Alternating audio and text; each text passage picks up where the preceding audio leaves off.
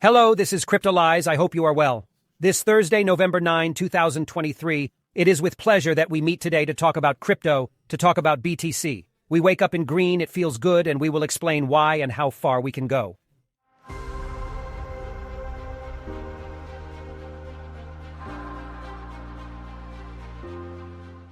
As a reminder, you always have the possibility of having free access to the educational course, which is a 60-hour training course worth €400, which allows you to learn blockchain, crypto, investment, technical analysis, trading, everything to become profitable. Through 130 videos, 400 pages of guides, quizzes to find out where you are progressing, and all for free. To have access to this lifelong training, simply use the platform of one of our partners. Everything is explained in the comments and descriptions. We will start with the news from Bloomberg, which was reported by Cointelegraph, in which we would have a window of a few days to validate the 12 ETF spot Bitcoin, and it would start today until November 17. Overall, the SEC would have a few days to be able to validate all the ETFs without one being postponed. And here we are really in a cold because it is really a small possibility in which we could have this validation.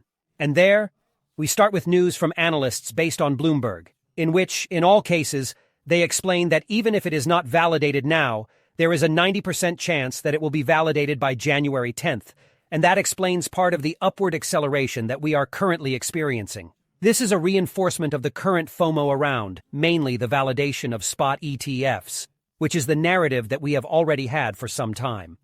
Next to us, we have the SEC, which is in the process of opening discussions with Grayscale for the transition of their trust into an ETF, something which had been refused time and again, and which will be accepted at some point thanks to the court decision which took place a few months ago. In all cases, the narrative is strengthening on the validation of spot ETFs, which is rather positive in the long term. We know very well that it will be validated. The question is right.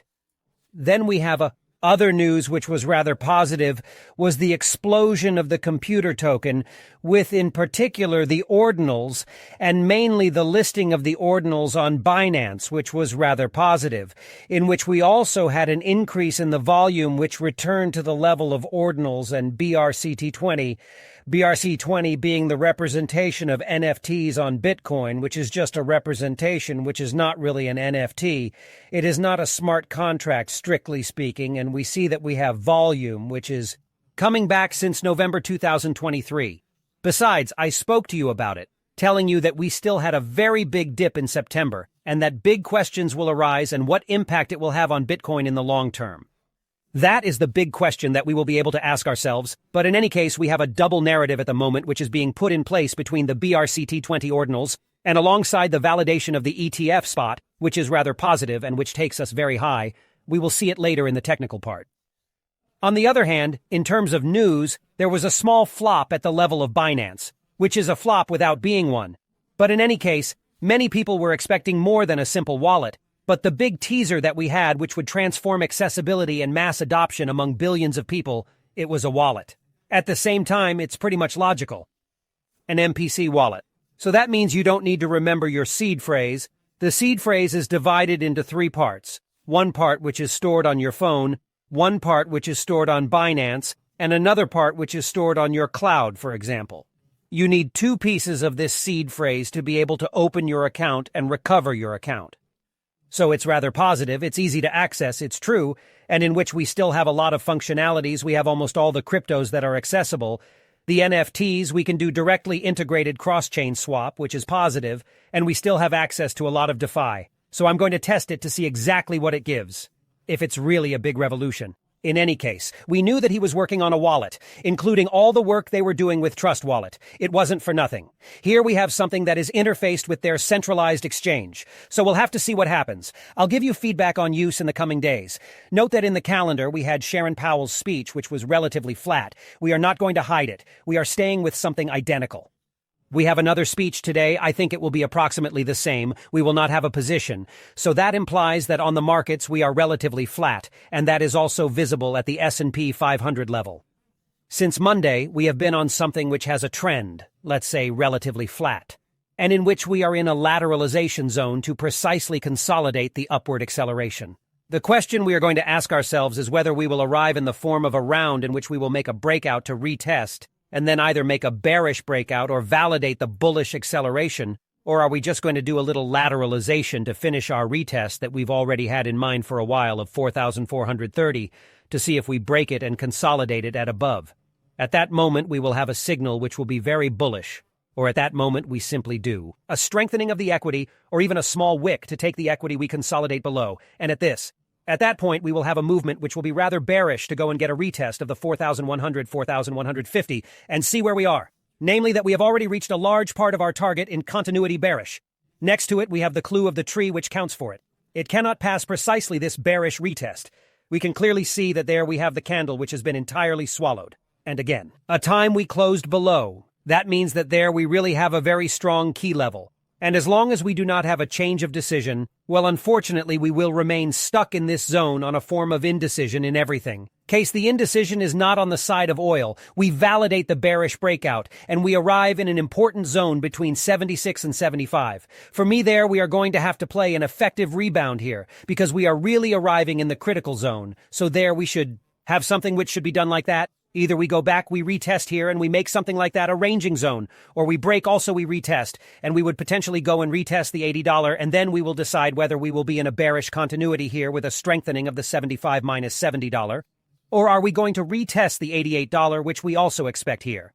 Because, as a reminder, the further down we go, the more complicated it will be for the OPEC countries. The higher we are, the more it is complicated for the countries which are not OPEC.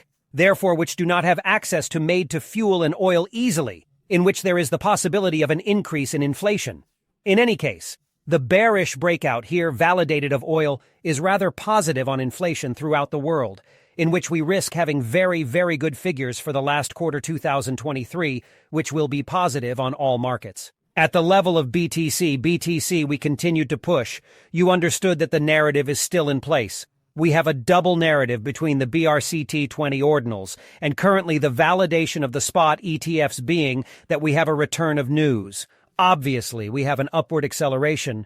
We recall that the targets that we have here are 41,000, 42,900 in the long term, before potentially taking a breath here. I also thought that at some point we were going to take a little breath, to go for 30,000 before accelerating, but it is very likely to continue pushing with upward acceleration for a while yet, as we have seen precisely in this area. It is very interesting to analyze the gap between the two, in which we have here this type of pattern of bullish acceleration that we find there, with next to it we will say here, which is in falling, which is exactly what is happening here. So we could very well be in these forms of acceleration with breathing. Here, then not necessarily such a big breath, small breath, hop, continuity of acceleration before having here a break zone in which we would have a breath that would at that moment be a retest of 31,000. To see and validate, in all cases we remain rather bull. We are really in the acceleration in the circus, which is carried by the very strong momentum. The momentum is weakening, but precisely when we have a bearish divergence like that, we should not focus on it until it is validated. Okay, until we have in fact a sign of a bearish break. This is not the case when we look at the lows in fact are not taken. As I told you here, we have created a lot of liquidity, and we are not going to look for them. So that means that we will simply continue to liquidate the shorts, and the more we liquidate the shorts, the more we have a probability of creating lows which are below, and in which we will at some point have a breakout and a reversal to seek these liquidity zones before leaving. Either increase or validate a retest and break bearish. We will see at that time. In any case, in the short term, we continue to push. We see the bullish acceleration when we look at the Fibonacci extension of the impulse here on the retracement that we made. We see that we went for the 1 and the 1.1 with an overextension on the 2.618. I think it is very likely to look for the 1.618 Fibonacci extension for this level at 37,353. Will we continue straight away to seek out the 40,000? We will have to have big news. It is certain that if we have the validation of the ETS spots at the end of the week or next week, it is possible to have an upward acceleration, which could also be reduced. In all cases, the acceleration in the circus that we see there, it's simple. We find ourselves on a re-acceleration of the dominance of BTC. So it is a movement which is carried mainly and only by BTC, and in which we are in the process of draining part of the liquidity. And it can be seen very clearly here on Ethereum on BTC. We can clearly see that the small acceleration is returning. Do a retest. I am still in the perspective of having a retest here at the 0.4 level before to be able to leave again. And for me, when we have an acceleration of this pair there, it will really be the moment when we will have to potentially switch to altcoins, in which we risk having a transfer of liquidity. Given that we often have a transfer liquidity when we have a form of lateralization of BTC, as we have seen in recent days. And when we have an acceleration, we find ourselves on altcoins with something which lateralizes, or which is on a much lesser acceleration than that of BTC. In terms of liquidations, we have always continued to liquidate the top, always hunting for shorts. As long as we have not liquidated all of the shorts, as long as we still have aggressive shorters, we will continue to push to strengthen liquidity here long. Especially since we see that we have a market at the CVD level. So we have spot CVD and perp CVD. In blue and spot in green, in which we are very aggressive, we always continue to buy from this market. And really strongly, that's why we have an acceleration. And therefore, these are orders which are aggressive, which are currently being carried out. So that means that we are pushing the market very hard, very high. In any case, what is positive is that this is not a movement which is only perpetual. It's also a movement that is spotty. Even if we still see an increase in the levers that are taking place, we are still in a market that is rather positive and bull on that side. Note that we have here a reduction in the positions of the top traders, so it is very slight. But we see it little by little. This reduction in the top traders, it implies that the positions are in the process of be either edged or in which we start to have small tech profits which are being made. And we still have an open interest which is relatively low. Even if we have a slightly upward trend, we does not have a big acceleration in open interest. And both indicate to me that overall we are still in the same pattern that we experienced here during this period. So we will monitor any sign of weakness to anticipate. I hope you liked this video. If so, don't forget to leave me a like and a comment. It always makes me very happy, and we'll see you later at 13:30 to talk of UOS you voted.